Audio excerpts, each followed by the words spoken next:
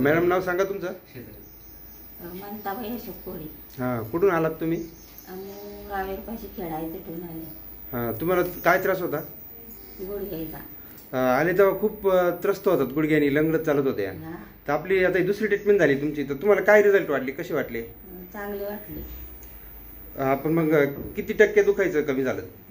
अर्ध 50%. 50%. आणि आता ट्रीटमेंट घेतल्यावर आता अजून समजेल.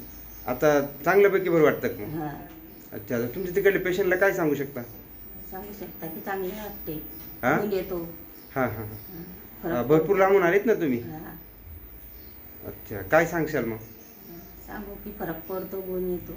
अच्छा, तुम्हाला आता चालता येतं की व्यवस्थित? हां. बघा, चालून दाखवा बरं.